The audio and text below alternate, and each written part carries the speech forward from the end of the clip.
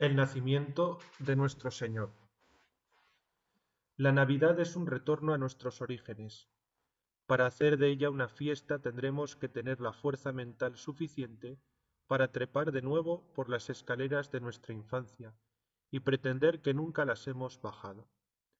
Así no os daré excusas, en esta tarde de Navidad, por remontaros a los orígenes de nuestra raza, a esos cuentos infantiles que forman el prefacio del libro más viejo del mundo, del libro cuyo telón se alza en un momento en que el mundo no existía.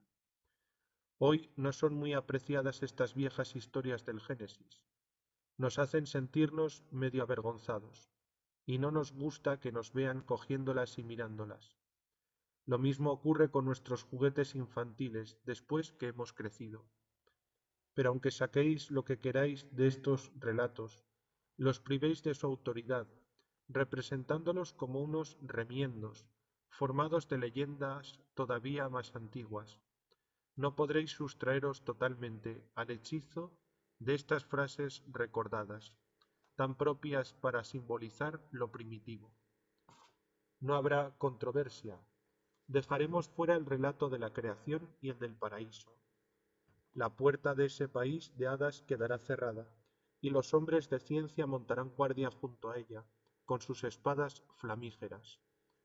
La frase que quiero recordaros es la primera declaración de la humanidad caída. Es cuando Eva dice: he engendrado a un hombre del Señor. Génesis 4:1. En alguna cueva abandonada de acceso remoto, protegida contra las bestias salvajes, la primera madre humana dio a luz al primer niño humano. Caín le llamó la adquisición. Se sintió más rica.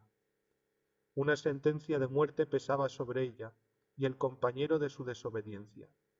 Habían echado a perder su estupenda aventura. En el plazo de unos años, al menos que ellos supieran, la vida humana quedaría extinguida en la tierra y sería devuelta a la jungla y a las hormigas blancas. Pero no, aquí hay algo que se ha salvado del naufragio. Aquí hay un nuevo representante a quien se podrá pasar la antorcha de la humanidad. Un niño ha nacido entre nosotros, un hombre nos ha sido dado. La primera materia de este himno de Navidad resonó por la floresta primigenia, con un presagio de nuestra esperanza inmortal. Trazad la línea de la posteridad de Eva, bajando por los siglos inexplorados, hasta que el dedo índice de vuestra observación vacile y se detenga en un punto situado hace 1950 años. Se repite la misma estampa de madre e hijo. Ni siquiera ha variado el escenario. Estamos aún en una cueva. Esta vez la imagen nos es familiar. Miles de artistas han tratado de hacer de ella su obra maestra. En 1 millón de iglesias diseminadas por toda la cristiandad se repite el mismo modelo de madre e hijo, crudamente adornado con papel de estraza y hojas de yedra. Y nuestro primer pensamiento es el de que tal vez la misma identidad de esta constante repetición nos ha dado la idea. Este es un nacimiento como cualquier otro nacimiento humano. Si la madre contempla con muda adoración al niño y le presenta entre sus manos, como para atraer también nuestra adoración, ¿no es eso exactamente lo que vemos cuando visitamos a cualquier madre humana? Y desde luego tenemos razón. La joven madre que puede decir con su primera antepasada: he engendrado a un hombre del Señor. Lo considera como una especie de teofanía. Es un milagro. Esta cosa particular no ha ocurrido nunca antes. Y desde luego tiene razón. Todo lo que se ve aquí, ese cuerpo diminuto, ha venido de ella. Ha surgido a través de ella, del depósito común de la materia que podemos medir y analizar. Hasta la vida que aquí late, ¿cómo podemos estar seguros de que no se deriva simplemente de ese misterioso depósito de vida que así se extiende y se reproduce? ¿No se ha llamado a Eva la madre de todos los vivientes? Y sin embargo, sabemos que como esta cosa menuda es un ser humano, está ligado a un alma inmortal, a cuyas ansias hasta ahora no puede dar expresión. Esto es sin duda una adquisición no solo para el padre o la madre, sino para el tesoro común de la raza humana. Un ser nuevo ha venido a la existencia. Un niño nos ha nacido, un cuerpo que ha venido de nosotros. Un hijo nos ha sido dado, un alma que no se deriva del padre ni de la madre, sino que viene directamente de Dios. Sí, lo primero que tenemos que comprender en relación con la Navidad, si queremos entender su mensaje, es que este nacimiento es igual a cualquier otro nacimiento humano. Nosotros celebramos nuestro cumpleaños y visitamos los lugares donde nacieron los grandes hombres. Pero el nacimiento, después de todo, no es más que una fase dentro de un proceso. Y el niño que nació en Belén fue durante 9 meses llevado en el seno materno en Nazaret, igual que cualquier otro niño. Esta es nuestra garantía de que, aunque Dios era también verdaderamente hombre, Dios no nos engañó tomando una simple apariencia de humanidad, como ocurre en los viejos cuentos de hadas paganos, sino que se hizo hombre, y ese fue el mecanismo, si podemos decirlo así, mediante el cual se efectuó la obra de nuestra salvación. Y es muy curioso que esta fuera una de las lecciones que la Iglesia encontró especialmente difícil de enseñar. Los primeros herejes no fueron gente que negara la divinidad de nuestro Señor, sino que casi sin excepción negaban su humanidad. Podían creer que Dios había venido a la tierra, pero no creían que fuera lo suficientemente humano para poder nacer o morir. Estas herejías primitivas resurgieron en la Edad Media y duraron hasta la época de la Reforma y aún más allá. Tal vez a ello se debe que la Edad Media nos diera el símbolo de la cuna de Navidad. Cuando nos arrodillamos ante la cuna, lo primero que tenemos que meternos en la cabeza es precisamente la realidad humana de todo ello. Dios está realmente aquí, entre sus criaturas. El buey y el asno están representados en el establo, no sólo para señalar la humildad con que Jesucristo vino a la tierra y la pobreza de su vida, sino para darnos un sentimiento tranquilizador de realidad terrenal y mundana. En este primer día de Navidad, incluso los parientes pobres de la familia humana deben ser invitados, o la fiesta no sería completa. Un niño nos ha nacido. No es sólo que Dios haya venido más cerca de nosotros, que vaya a estar a nuestro lado para ayudarnos a luchar contra las limitaciones que padecemos los hijos de Eva, sino que se convierte en uno de nosotros, en parte de nosotros. Un niño nos ha nacido. No es sólo que Dios haya venido más cerca de nosotros, que vaya a estar a nuestro lado para ayudarnos a luchar contra las limitaciones que padecemos los hijos de Eva, sino que se convierte en uno de nosotros, en parte de nosotros. Pero después de decir esto, después de afirmar que era un nacimiento como cualquier otro nacimiento humano, tenemos que añadir, naturalmente no era en realidad un nacimiento como otro cualquiera. No nos avergonzamos de la paradoja, cuando se trata de narrar la historia de Dios hecho hombre. Los mismos términos de referencia son paradójicos. Este nacimiento no fue como cualquier otro de los humanos, porque la madre de la cueva en este caso era y sigue siendo una virgen pura. El pensamiento cristiano nunca perdió de vista esta verdad, cualquiera que fuere la tentación, y sin duda lo que fue grande en los primeros tiempos. Como recordábamos hace un momento, los primeros herejes negaron que Jesucristo fuera un verdadero hombre.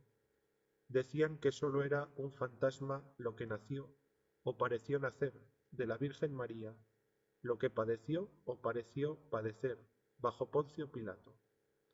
Habría sido bastante comprensible que el pensamiento cristiano ortodoxo hubiera retrocedido al otro extremo, hubiera rebajado, si no abandonando del todo, la doctrina del nacimiento milagroso, en su ansia de demostrar que se trataba del hijo humano de una madre humana.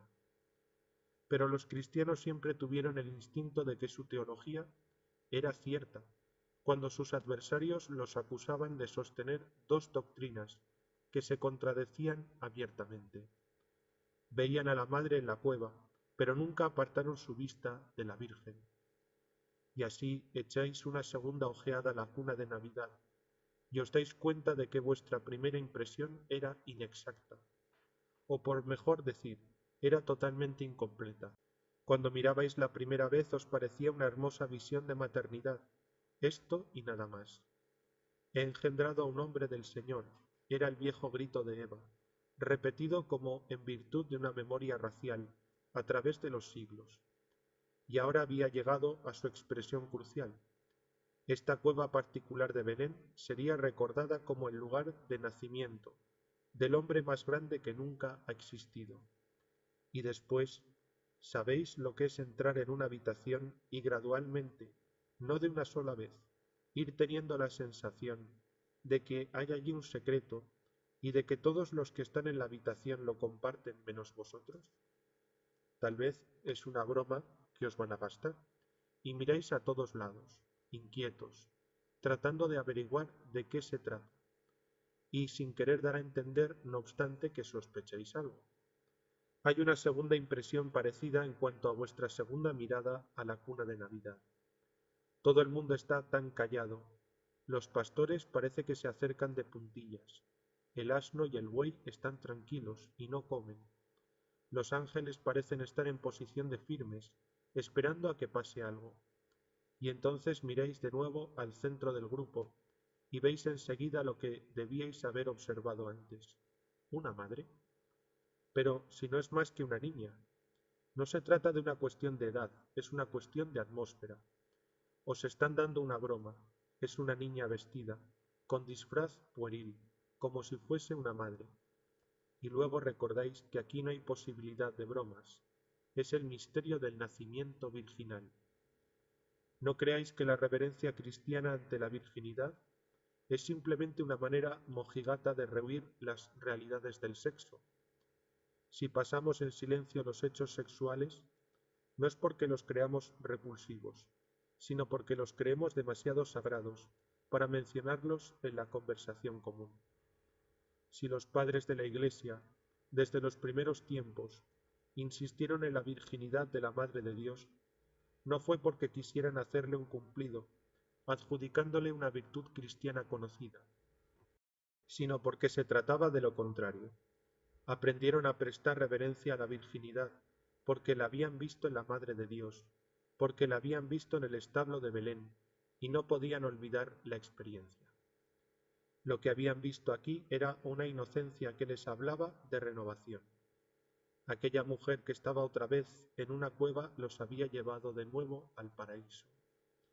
El día de Navidad es un cumpleaños como cualquier otro, pero a la vez completamente distinto, porque es el cumpleaños de todos nosotros.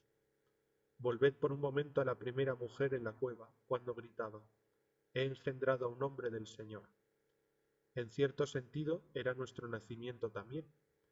Había empezado la larga historia de la gestación femenina.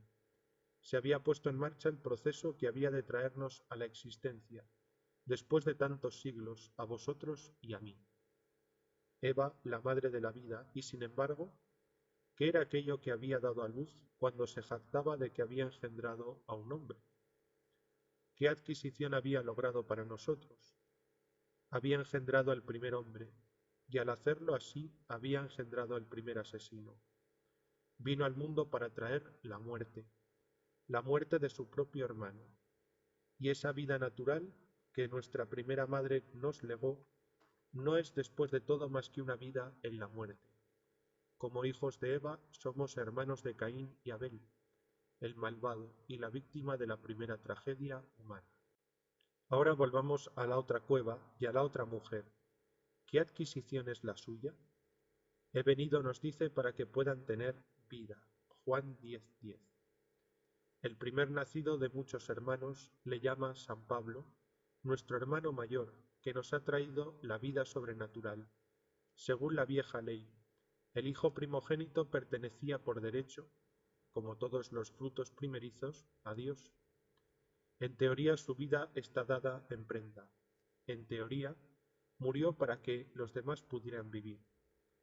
No en teoría, sino de hecho, el hecho cardinal de la historia, el niño que nació en Belén, murió para que los demás pudiéramos vivir. Para San Juan, esta es la lección del nacimiento virginal. Jesucristo vino a nosotros no dentro del orden de la naturaleza. No fueron los hombres de su misma raza, quienes resultaron principalmente beneficiados por su nacimiento. Los suyos no le recibieron, pero a todos los que le recibieron, que son los que creen en su nombre, dióles poder de llegar a ser hijos de Dios, los cuales no nacen de la sangre ni de la voluntad de la carne, ni de querer de hombre, sino de Dios. Juan 1, 11, 13. El día de Navidad nació toda una familia sobrenatural. Nació virginalmente porque su regeneración la había vuelto a la inocencia perdida. Lo repito, para hacer de la Navidad una fiesta tenemos que tener la fuerza mental suficiente para trepar de nuevo por las escaleras de nuestra infancia y pretender que nunca las hemos bajado. Y esto es lo que hacemos cuando vamos a visitar la cuna de Navidad. Volvemos a la infancia en que la vida sobrenatural, alboreó por primera vez sobre nosotros, tratando de recuperar algún soplo de nuestra inocencia primera, al mirar a la niña madre y al infante divino, y al pesebre que le sirvió de cuna. Es difícil al principio aclimatarse a la atmósfera, todo resulta tan tranquilo, tan secreto, el mundo está tan alejado. Os sentís como si hubiera una conspiración destinada a dejaros fuera. Pero aquí es donde tenéis que estar. También vosotros habéis nacido en la familia de la gracia, y esta es su cuna. Nos ha nacido un niño para devolver un poco de infancia, año tras año, aún al más gastado, al menos sobrenatural, aún al más desilusionado de nosotros.